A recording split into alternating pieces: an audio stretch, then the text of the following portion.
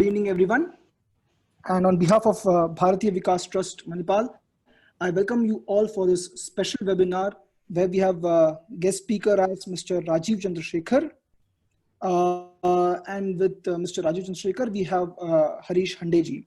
For the benefit of all the participants, I would like to give a brief introduction to Rajeev ji.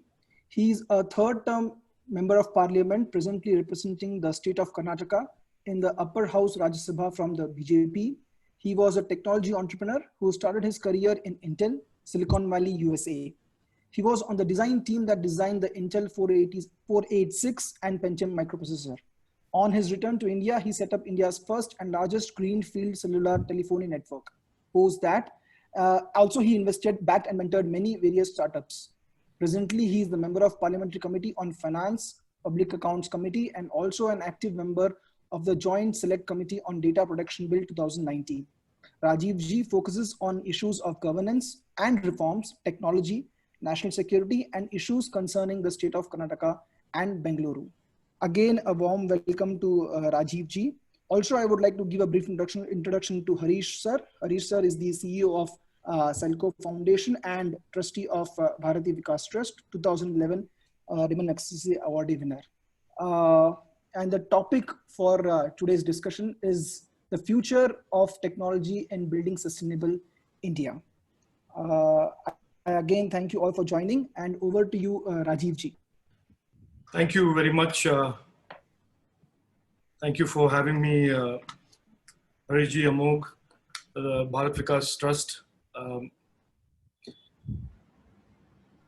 There's always a risk of inviting me to talk about technology because it's something that sometimes I start with and I don't necessarily know where to stop. But it is an area that I have been passionate about from the earliest days of my late high school and then till now. I think more than any other identity, there are two identities that define me. One is being a son of an Air Force officer and therefore a veteran son. And the other identity that I believe that defines me is that of a technologist or a technology aficionado or a technology passionate about technology. These are the two things that define me. And I've had a long history of being associated with technology and innovation, starting from the days in Manipal when I was an engineering student. And there was a small little computer in the newly formed computer center. It used to be called the Computer Center in MIT, Manipal. And there were a long line of people who would go out there to register about 15-20 minutes to work on a machine called the DCM Spectrum 7, which used to run a CP/RM operating system, which I mastered very quickly in the first 1 month of getting access to it. So anyway, from those days to my time in the Silicon Valley at Intel, and then of course the years, I have always remained very deeply interested in technology and more importantly, the transformative powers of technology on the individual, on the community, on business, and increasingly now it seems that it is a powerful tool of transformation for governments and societies as a whole. Look, I will speak for about 10 minutes. I won't bore you with a long speech. I'll just share some ideas and then we can all have an interactive conversation. Sure. Technology typically and traditionally has been looked at as an area where a few very smart people get together, innovate, demonstrate creativity, create challenging solutions. And it is always about Bill Gates or Steve Jobs or the Silicon Valley or people in Bengaluru. That was how it began. It was really something that most people saw as being done by a group of very smart people, but not really connected to them. Then it moved on to a phase where technology became more mainstream and started entering the individual's lives, and it became a productivity tool, efficiency tool. The PC, then it became a portable, then it became a laptop. Operating systems became more and more simple. It moved from being innovation, enterprise, then it started focusing on individuals' life and making impact on individuals' lives. And that was in in what I call the first part or the first half of the history of technology. The second half of the history of technology, in which I have had the privilege of playing some role, is the architecting, designing, formation of the internet, and the whole client-server model, as people understood it then, which has become the bedrock of what we consider the consumer internet today. The internet has been the second wave of technology and innovation, and that has been deeply disruptive in a positive way. Right. And the tectonic changes that the internet has created, will create, and will continue to create has been rightly referred to by many who understand this and who follow trends as the second industrial revolution. So the internet, and when we talk about technology today, of course, there are many aspects of technology that you can talk about, ranging from agricultural technology, manufacturing technology, all of that. But one good way to look at and anticipate future trends and the impact on our lives and our communities is to look at where the internet is today and where the internet will go. Now, you know, I maintain strongly, and I have maintained for several years now, and I have been I'm not unique in that sense. Many people have said this, that the changes that technology will impose on our lives and business models are deep rooted and very fundamental. Right. So you can see today that the businesses that existed, let us say 5, 10, 15 years ago, right, the brands that existed 10 years ago don't exist anymore. And there are a whole new set of brands, whether they are the Amazon.coms or the Flipkart.coms or any other, the Apples or, you know, Facebook.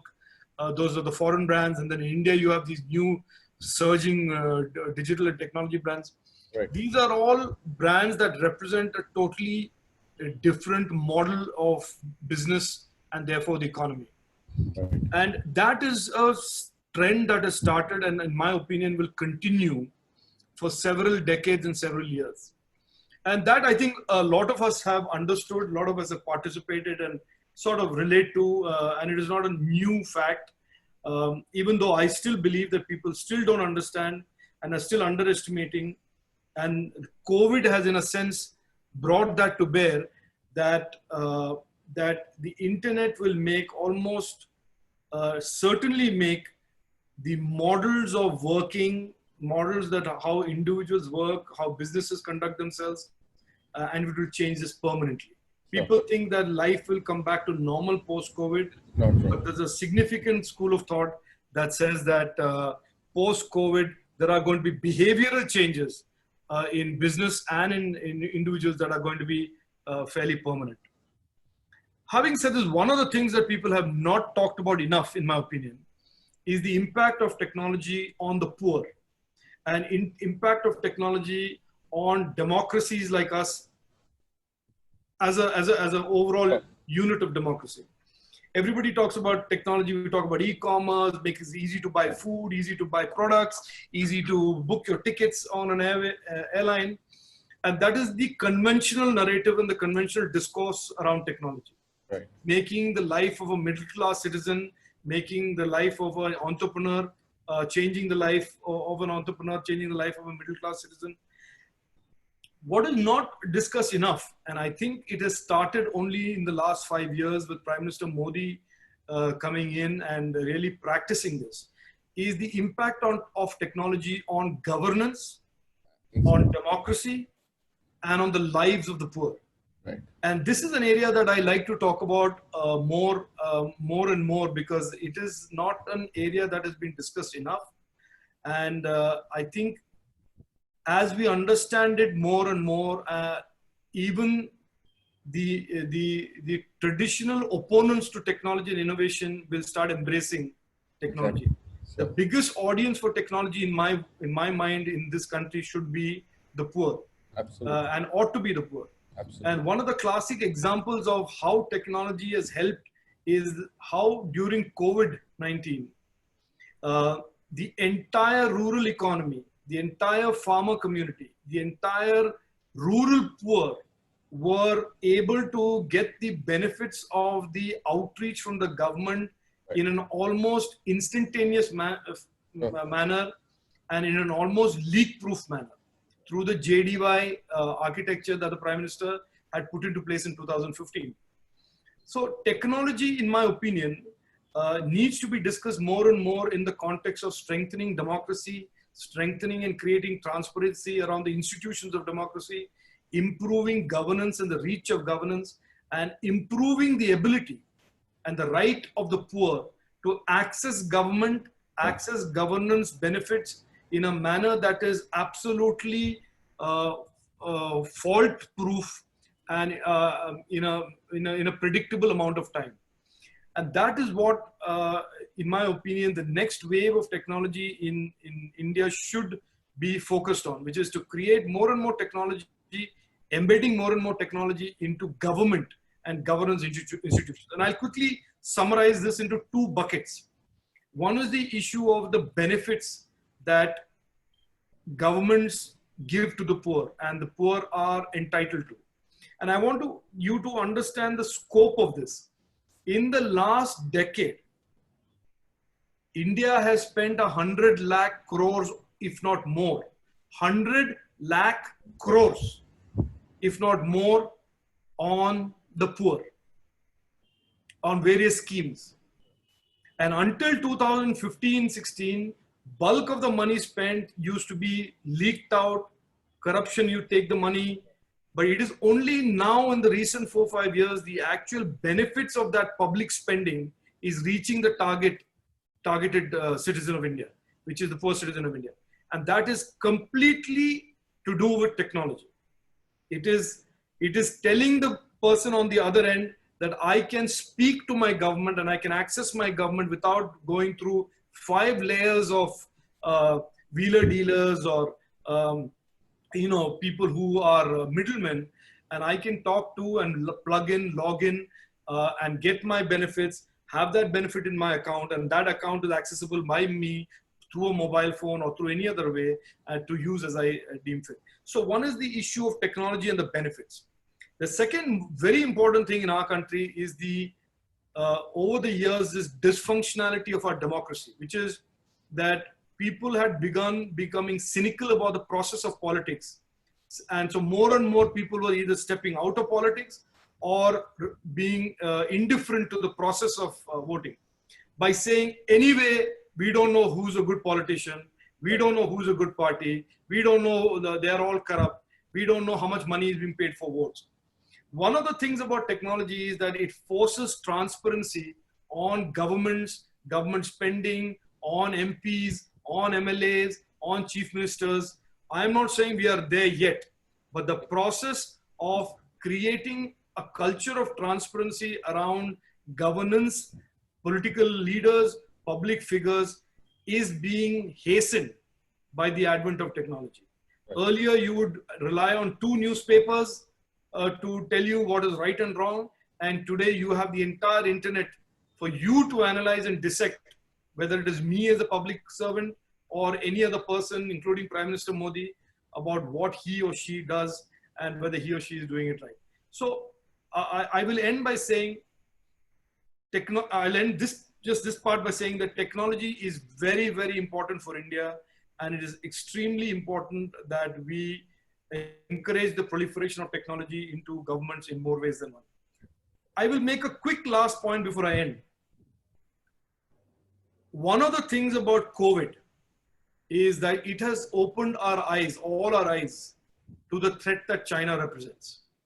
Absolutely. Now, typically you think of China as, okay, China is a country that is now, trying to wage war on our borders. But more than that, since 1990, for over 30 years, 25 to 30 years, China has slowly and steadily become cornered manufacturing jobs of the world. Absolutely. And therefore represents a significant threat to any country that wants to create a manufacturing economy. That is one. The second more dangerous thing that it has done since 2010 and the then Indian government almost fell into the trap of China, is that China has tried increasingly to corner the internet and has invested heavily into India and into the West to try and, in a sense, control this innovation economy and the future of the innovation economy. And in a lot of ways, the world has woken up after COVID and this conduct of China to saying that the future of the technology, whether it's artificial intelligence, whether it's Internet of Things, whether it's internet, must be not allowed to be controlled by elements outside the free democracies of the world. Agreed. The internet was born out of a collaboration of free minds. It was born in open democracies. It was created, grew in open democracies. And for the last 7 decades, 10 decades, technology, the industrial revolution, and every other innovation came out of open societies. Societies where people could freely innovate. The threat in the last few years has been that China, with its financial power and economic power, was trying to corner the future of technology. And so the world has woken up to it. And there is an increasing sense that countries like India, the US, South Korea, Japan, Australia will collaborate together in a form of a strategic alliance to own, control the future of technology. So I will just leave it at that the future of technology is very important for the country, and the future of technology is very important to all of us as citizens of the world. Thank you. No, thank you, sir. Thank you for setting that stage up. I want to start this one into what you said about technology for the poor. And I tell you where the challenges that we are getting, sir. Okay, Right. when we are mostly working in the Northeast as well as Orissa, Jharkhand. Right. And the biggest challenge that we are facing is many a time we give engineering degrees, but we don't produce engineers. Right. Right. See, for example, the challenge for us has been if I have to work on a pottery making machine or a silk weaver's machine or a blacksmith blower, right? The toughest challenges, one is the articulation of the problem has not happened properly. And I'm talking of technologies for the poor, actually for their livelihoods, right? Correct. So now that you are a person who has now legs on both sides, who has gone through technology investment as well as in the government. So how do we inspire and change for people to also focus on the actual applications to reduce drudgery, and we inspire the next generation of kids from the rural areas to pick up the blacksmith blower or a pottery making, right? And that part, how do you think, where do you? No, so Hari, you see, let's call this innovation. Sure. For a minute. Now, Agree. whether it's a pottery innovation or a farming utensil implemented innovation, Right. innovation inherently comes from people who are deeply involved in that business or that activity. It will not come from the outside. Absolutely. I will not be able to innovate too much about pottery. Right. You may not be able to innovate Right. too much about chip design. Right. You know, Right. so it usually comes from a domain capable, domain involved person. Right. Now, what has been holding us back for many years in this country has been that the capital, you know, and I'll explain, this may sound a little boring, but it's a fact. No, please. Yeah. There is a need for to understand the backdrop of how money is created in this country. Right. 80% of our economic activity in this country, that is factories, business, service, 80% is financed by banks. Right. Unlike the US and unlike Europe, we don't have very much equity in this country. Yeah, exactly. Because for many years, we were all heavily taxed. Right. Even before my time and my, you know, all 3 generations before us. So there was never any incentive for a corporate to have any retained earnings in its balance sheet. Right. The money all went off as tax. So there would be black money. So there would always be a siphoning out of profits, or it went abroad. Sure. So domestic retained profits have been for the last 5 decades, 6 decades, no incentive to create domestic equity. So therefore, almost all businesses in India are funded by credit. Now I'll come to the next part. Credit in this country has been almost a monopoly of a few businesses. In 2010, I was the first MP and to raise this issue in Parliament that 9 groups in India, 9 industrial groups in India controlled 95% of the banking system's net worth in terms of loans. Right. So the issue is, let us say I am sitting in Northeast, or I'm sitting in Bhubaneswar, or sitting in Orissa in the Kalahandi area, and I am a youngster, and my father is a farmer, or a father is a pottery person, and I have some idea. Now, he has no resources to demonstrate that idea. Right. There is nothing in his environment, in schooling or his college, that encourages him to innovate, because the capital is not there to support him. Exactly. The infra is not there to support him. Right, right. That issue is precisely why the Prime Minister launched the Mudra scheme.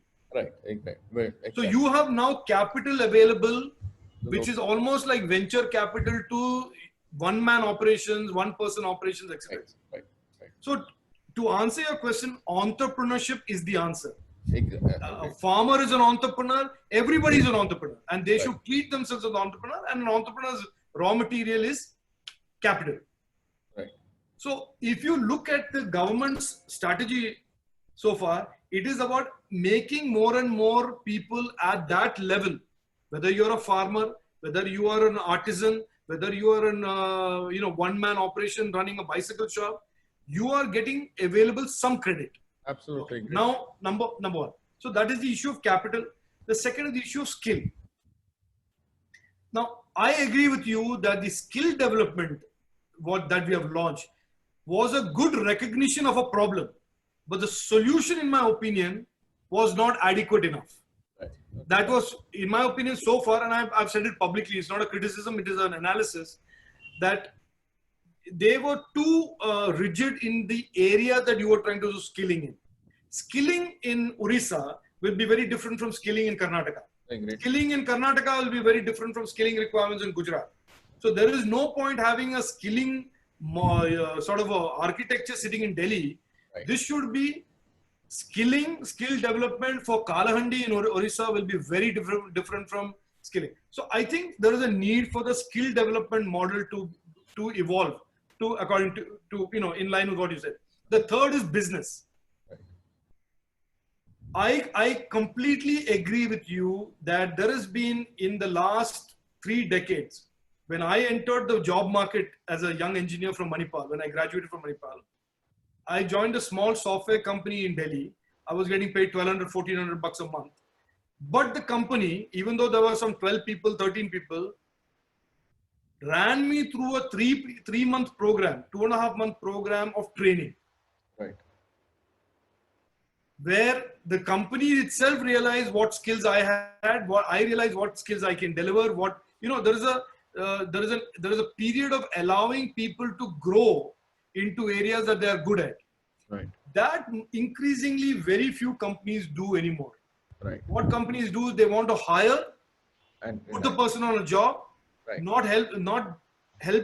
There's not enough attention, in my opinion, for companies to help the person develop his skills or his attribute. And that is, in my opinion, something that will need to be addressed by the business at large. Because if you want to compete with the world, which is what the Prime Minister says Atmanirbhar Bharat is about right. Competing with the world, you will have to have very highly motivated, very highly skilled, charged up employees as your raw material. Absolutely, agreed. Otherwise, so that value of people, growing them, and that whole traditional approach to human resource development is something, in my opinion, that is missing for a while and needs to come back.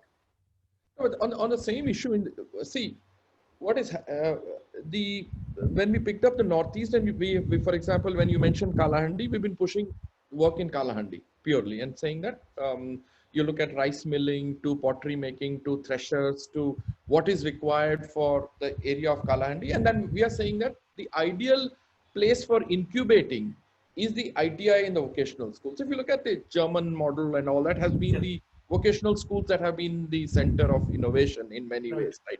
But what has happened, sir, is that there is also a conflict in the way the capital is in our country. I tell you, when an audit process happens, right?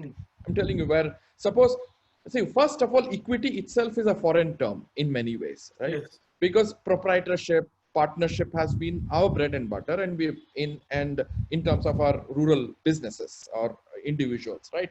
Then when you get audited, or when you see, for example, if I have a foundation and you put in money into a certain entrepreneur in the Northeast, when he hires his brother or sister, it's a conflict of interest, right? See, those are challenges where much of the capital audit process has not realized the culture of business of ours, right? And that has stifled innovation in many ways. And also capital. I mean, also we say na paisa kisko milta? PowerPoint, Excel, and Word. So non-English speakers will never get the capital that you and me would get. We can say Rajiv sir or Harish Agya, we have failure monies to go in. That is a challenge that we are facing. Is if I have to scale up a young entrepreneur in the rural area of Manipur, just because he does not have a degree that you and me would have, is I'm glad the mudra has come in, but also we need to come up with certain processes where tum jaake fail karo, boss. Fail karo. So Harish, let me intervene here. You know, because my father served in the Air Force and I spent a lot of time as a child in the Northeast. Right. I have certain affinity for the Northeast as well. Right. That's and some few years ago, there were some Northeastern employees in one of our companies in which I was in investment, and I was talking to them, and they said, "Sir, why don't you come to Northeast?" So I went there. I was a chief guest at some program, and with the chief minister there, and I spoke, and it was a program about entrepreneurship. Right. And so, as usual, there was a lot of academic people talking about entrepreneurship, and it's a great thing, blah blah blah blah blah. So I said, look, you know, the demography of the Northeast is that there is a lot of young people. Absolutely. They are very talented. They're English speaking. They have, you know, a tremendous amount of lifestyle skills, and they usually end up in the hospitality business or service industry somewhere around India. So I said, look, on the spot, I said, I will back an entrepreneurship program like you see on Shark Tank on TV, or, you know, some of these programs. And I said, look, I will underwrite a certain amount of money as a first prize for people who come up to this, you know, entrepreneur. And the program was called Entrepreneur. Right. And they put my face on it, etc., etc. Anyway, and it was a revelation because there were people coming in with great ideas. And I'm now talking about 6 years ago, 5 years ago, there was a youngster who came and said, I want to start a digital site that will aggregate all the news in the Northeast. So I think what is required, Harish, and I may be a little, okay, you may call me a little bit more optimistic than most people, because I am optimistic about people, India and Indians. I think what we need is to be able to tell people, look, here is what we have for you. Absolutely. Here are the support systems. Here are the mudra. Here is some capital. Here is a method. Don't be shy. Come out. Try your hand. And what is the worst that can happen? You'll fail. Right. And if you fail, you can try again. There's nothing so permanent about a failure today in today's world. At best, you lose some money, but you don't. I mean, the idea is not to lose your will or spirit. So I would suggest that you know, part of the problem is that we have all been conditioned to always look at the government for solutions. Right. Right. And I think that is, frankly, if we wait for the government to react to every problem, every solution, we will be, you know, our grandchildren will be old. I think we can all do many things that are very high impact, that are low cost, maybe high degree of effort, that will trigger these things off, trigger people, confidence in people, that let me try. Right. Right. Right. No, where I'm coming from is exactly the point was we created a fund under AIF. Okay. And we raised money from two funds saying that you might never get your money back. Right. Okay, and 20 crore is a minimum, and Northeast mein. I'm bola boss 80% jane do. Right, 90. And forget this stupidity of exit strategies and IRRs, boss.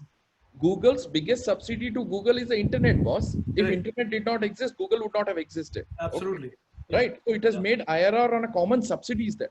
Correct. You and me take the flights, airport is subsidized by the infrastructure, right? So we said we're going to create that fund for the Northeast. And we have now got 20 crores and we'll invest into this, where the investors are to forget about jane se jane do. And, right. Obviously, but that needs to increase in a sense that and that is what we want to showcase is, while India has a lot of problems, it has a lot of opportunities where it is. See, if Africa needs to solve its problems, the only country it can look at is India. Frankly speaking, India is the R&D center for the world, and that's what we are pushing for. In a sense, that can India see what is happening. What you rightly said, Rajeev sir, is the solution for Manipur is not applicable for Karnataka, but applicable for Tanzania. Absolutely right. And Assam is for Philippines. So that's how we are pushing, saying that, and I'm so glad to have you enter. Now coming back to, I want you to look at the hat that you wore as Jupiter Capital, right? And the way in India, some of the so quote unquote impact investors are looking. See, that we have a problem with, in a sense that you are, unfortunately, you means the impact investors are seeing where the needs of the poor as an unfortunate market. And now you've created the impact investment and all the buzzwords that have come in, which is going to be no different to microfinance the way it ran. Just wanted to your opinion about way impact investment, microfinance. Is it that's not a model that we should. Look, I'll tell you, Harish, I frankly belong to the school of thought that I don't want to say anything is right and anything is wrong. I think in a country like ours, we will always have a diverse multitude of solution sets. Agreed. Some will work, some will not work. Some will work with high degree of efficiency, some will be low degree of efficiency. I frankly don't see any problem today because the needs are so great. I don't mind if capital comes in as microfinance. I don't mind if capital comes as impact investors. I don't mind. I only have a problem if impact investing is made with ulterior motives, where there is an underlying agenda that is not very visible, which is either social or political or communal. I don't like that. I don't like microfinance if it is being used to do something other than help people get a leg up. And there are some funds that are doing that, which is they bring in capital and they try and underlay some subterfuge or some other agendas into it. Right. So that is obviously wrong in whatever form. But otherwise, we are a nation that, in my opinion, for many years has had too homogeneous and too restricted a choice of capital. It is only now, beginning in the last decade, that we are seeing the expansion of the different capital structures that are available, whether you are a farmer, whether you are an entrepreneur, whether you are an agricultural entrepreneur. It is only now that they are beginning to realize that you don't all have to go line up outside Canara Bank, Syndicate Bank. Right. If there is there is this opportunity, there is that opportunity. I know, by the way, there is a government opportunity also. So let it be a merry mix of solutions. In my opinion, the next 10 years, I keep saying, let more and more solutions flourish. Sure. Some will succeed, some will not succeed. Right. But at the end of the day, the people that require this help, this capital, this financial support, will at least have multiple places to go and try and get it. And same on the same continued thought. How do we increase? I mean, I completely agree that we are a classic. Sometimes a society, we think that government is going to solve all for us, negating our own responsibility of what we should be doing in the first place, right? Yeah. Like anybody like a Gandhi or a Shivaji has to be born in neighbor's house, not our own house in many ways, right? So same on the same note. Again, mudra is one side of it, right? I'm just asking a solution from you in a manner from your own experience. This is what we are a little bit of a struggling in the Northeast. Okay, while we have on one hand capital like mudra, etc., right? But the channels to inspire the kids are still, there's a disconnect. Like the true rural innovators, right? How do we all look at pottery makers as end beneficiaries, not their sons to be potential innovators. Right. The thinking is that has to change. That is precisely what I'm saying. For example, what we did in Nagaland, which is that you go there and you basically, somebody has to go there. Right. Whether it is a local MP, whether it's a local MLA, whether people like you working with them and say, look, you know, frankly, there is a whole world of opportunities out there. If you are a young dreamer, here is a way to make your dreams, test your dreams. If you are not a dreamer, start dreaming. Right. You see, I say there are only two messages in this country now to the youth. If you're a dreamer, work hard to realize your dream, because you cannot complain that I don't have this, I don't have that, I don't have that. That is out of fashion now. Right. Because go find a solution. If you have a dream, because the solutions are out there somewhere. Right. Second is, let us assume you are a person from a family who's never had the ability to dream. You are in drudgery, you are in poverty, and dreaming is too luxurious a thing for you. It is to them that we must go as individuals, as groups, as organizations, as citizens, and send the message saying, look, this is an India where even you can dream. And don't, just because your father was a poor potter or a poor farmer, doesn't mean you are condemned to that life for the rest of your life. That is precisely what New India is about. It is about saying that even if you have seen no prosperity ever in your life, you should be able to have a dream of prosperity. And yes, I'm not saying everything is ready-made and everything is out there, but I say with great authority, and this is not a political point I'm making, I'm saying it as a citizen, it is the best time today in India. Agreed. For you to try, and I'm not talking only an educated engineer, anybody, best time for you to try something new. And I see remarkable numbers of examples. Agreed. An auto rickshaw driver in Delhi getting a mudra and now having 3 auto rickshaws. A cycle rickshaw guy now having 3 cycle rickshaws in his whole family. So people are now able to think a little bit more in terms of scaling of their dreams. Right. Now, I agree with you. There are many parts of India where people are so still struggling for their daily survival that if you go there and tell them entrepreneurship, they'll give you one tight slap and say, "Bas, my khane ka sawal hai aur aap dreaming kar rahe hain." Right. But unko bhi, there has to be, and that is the challenge for people in public life, for NGOs, for governments, to start spreading the message saying, look, there is no such thing as a default situation that you will be for the rest of your life. This is for the last 50 years, that is what it was. If you're a certain caste, you're condemned. If you're a certain economic strata, you're condemned. That is no longer the case. And it is, and I agree, we have to do a lot more. But these 200, 300 million Indians, or the 20 crore, 30 crore Indians that still live in poverty, we can only get them out, not by spending more alone, not by making the money reach them alone, but making them aspire to a life outside receiving handouts. So that is a collective responsibility we have, and our messaging should be that. So now I'm wearing a Rajiv sir, I'm going to wear a biased hat of completely biased over the years that we Sure. Decentralized energy, and decentralized is the only one of the critical factors of democratization, right? Right. And we believe that COVID has laid bare to that, and we're saying that decentralized energy, decentralized production, decentralized selling channel is the way. Do you think that's a good way of saying that COVID has pushed us to think that way, and now more and more people that decentralized is the mantra to happen? I was never a fan of or an advocate of centralize anything.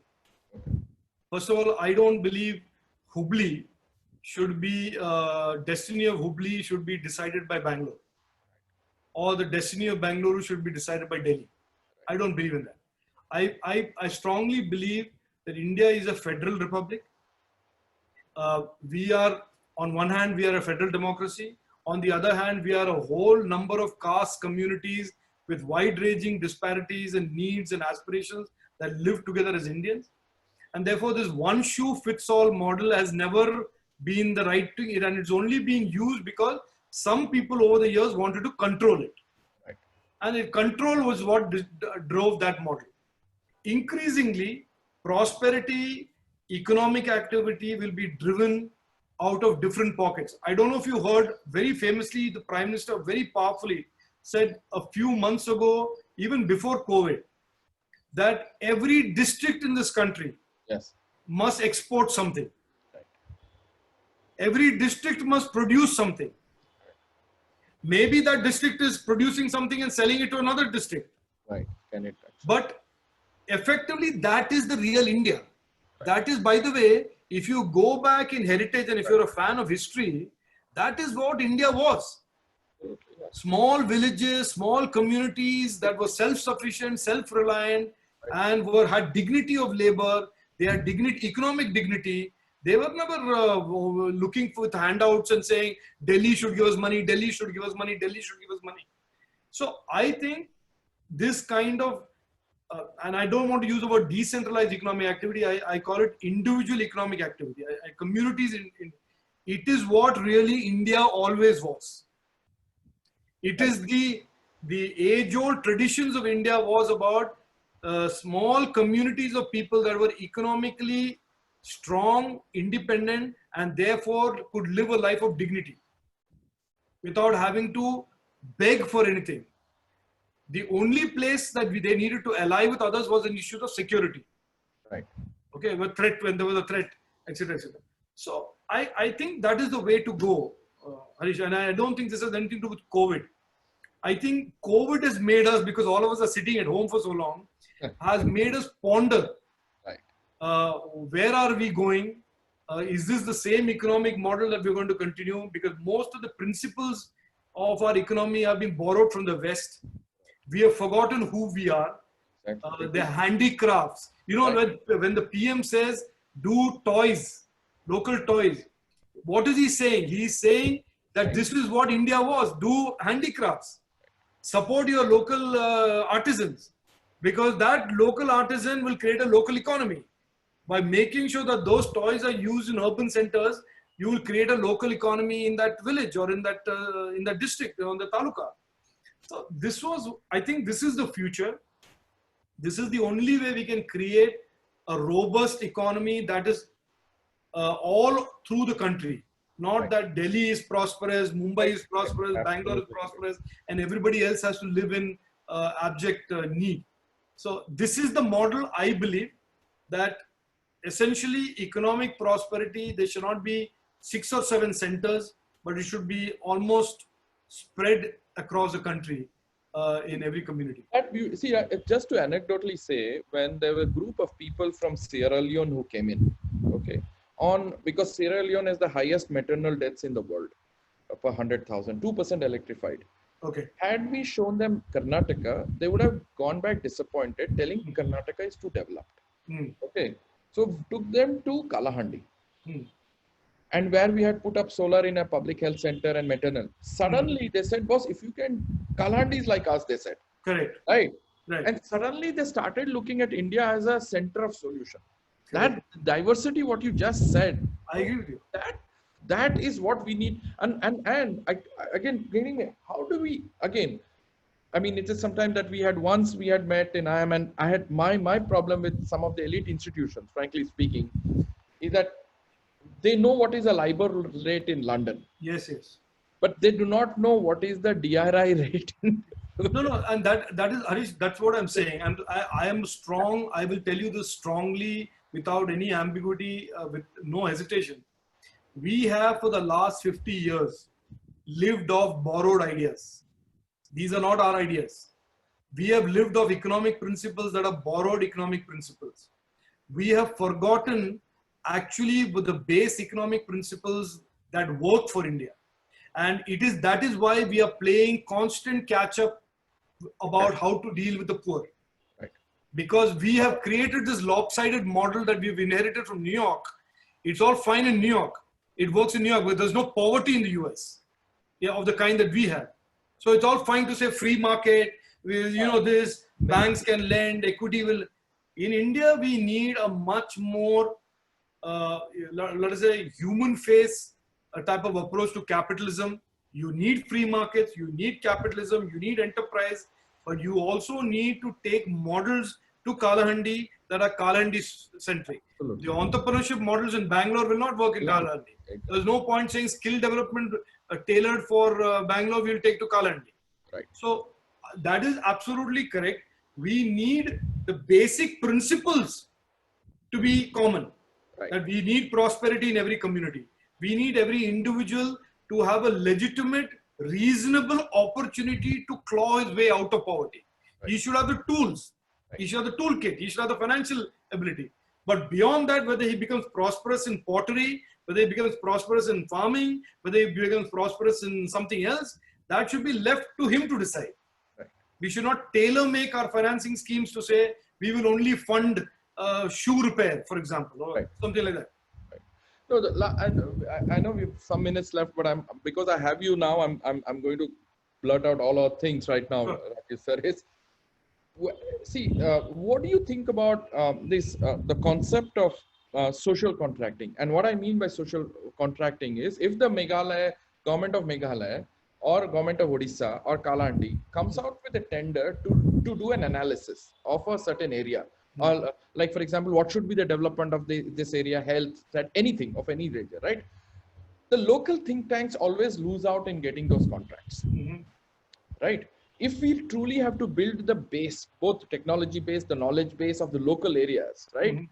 Somewhere we need to change our process of those to increase the base of knowledge. And the example that I always pick up is Scotland, in a sense which completely changed that. Instead of writing 25 years of international experience that you need, they write you have 25 years of local experience to do that.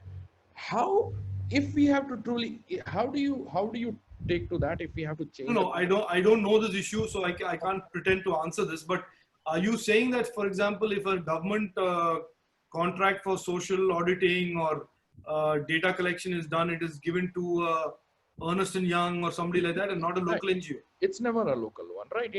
They're always subcontracted. That's wrong. Right, it's always subcontracted. It's never to the. That makes no sense, because in my opinion, the entire issue of analytics and goes to how much the government understands and wants to understand the numbers and data, the analysis of its people. Right.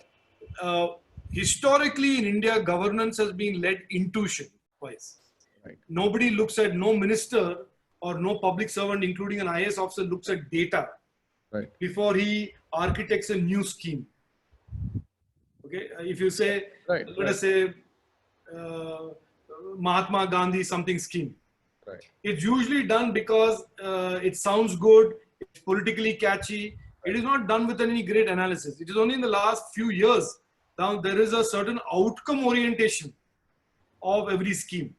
When you start doing outcomes, you can only design a scheme if you know where you're starting from. Right. You can't decide an outcome if you don't know where you're starting from. Right. So the importance of analytics to governance, the importance of analytics and data and MISs to schemes is now becoming more and more pronounced. Absolutely. And the reason is the governments of the day now have finite amount of financial resources. Right. It's made worse by the COVID, because even now everybody's headroom is reducing. Right. So they want the money to go where it is supposed to go and have the intended consequences of where it is supposed to go. Right. For that, they need to know what is the steady state situation in that particular community, that village or the district. Right. But for that to be done by a multinational or a company sitting in Bombay, in my opinion, is pretty foolish. And I think governments must take an effort at either developing the capability in-house, or developing a network of credible NGOs that can help them gather that information. I agree with you. It makes no sense for an outsider to come and collect data. On the same issue, now coming back to the last has been coming back from the Manipal background, and as well as in Bharatiya Vikas Trust. Been talking to both Sachin, Gautam Pai, Ashok sir, and everybody, saying that can we create a center of governance? And tell you why.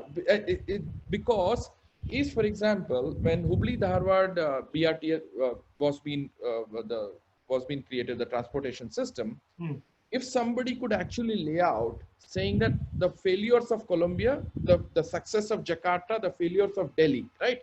If people are armed to relook at, forget, everybody is unfortunately cynical कि नहीं होगा और corruption है, नहीं यार वो सब छोड़ो, if one person changes we can change it one way or the other and start somewhere, right? So we wanted to create a center of governance where we look at the local panchayat guys, even like Udupi, Kundapur, Mangalore, right? Kundapur can on its own cannot create a future of transportation 2025, 2030. It has to collaborate with Udupi and collaborate with Bangalore, right? What do you think of that? Absolutely. What do you think of that idea of creating the center of governance? No, 100, in my opinion, state governments and local body governments, that is, let us say municipal governments, Jila Panchayat governments, are severely lacking data and information on which they can take decisions. So what ends up happening is most governments, state governments or city governments, like even including Bengaluru, take decisions based on few people who walk in claiming to be experts. Right. Now, this so-called urban expert is a phenomenon I have seen in mushroom in the last 10 years. Absolutely. Where anybody can call himself a road expert, mobility expert, and all he needs to do is needs to be able to draw a couple of roads this way, that way. I always say that the only solution that we all must work towards is not to keep bringing in outside experts, is to make the government experts. If the government is not an expert on the topic it is governing about, there is no point saying that we'll do a BRT, we'll do a corridor. The whole idea of government is when you do a road corridor or you do a rail corridor, you should have the capability to understand the do's and don'ts, what is right and wrong, and not waste taxpayer money in making the mistake that somebody else has already made. Right. And so this is, I have, in 2010 when Mr. Yediyurappa was previous chief minister, he had commissioned me then to do a report for Bengaluru. And one of the important things that I had said there is that you should have a center for governance.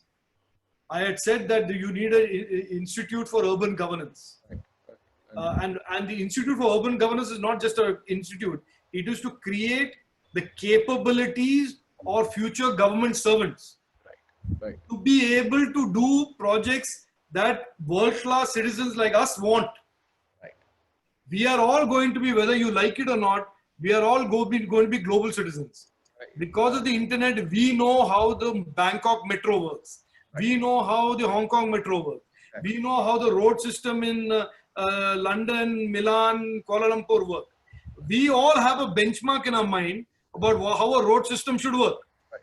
Now, if the government person or a minister or a bureaucrat, on the other hand, does not have the capability to deliver to our dreams, he will be disappointing us. Right. That is why I think their capabilities we have to work together to build up. And that is why a center of governance or an institute of urban governance or institute of governance is a powerful idea, because most bureaucrats come with their training are very general training. Their skills are very general. Their learning is very on the job. So typically a Bengaluru municipal commissioner who is controlling a budget of, let's say, 4,000-5,000 crores is a man who would have come 6 months ago from agriculture. Right, absolutely. And he has no clue how to build a better road or a better cost-effective road or a better flyover.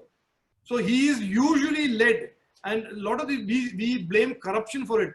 Usually it is not corruption, it is foolishness. Right. A contractor traps him into taking a wrong decision because he believes the contractor. Right.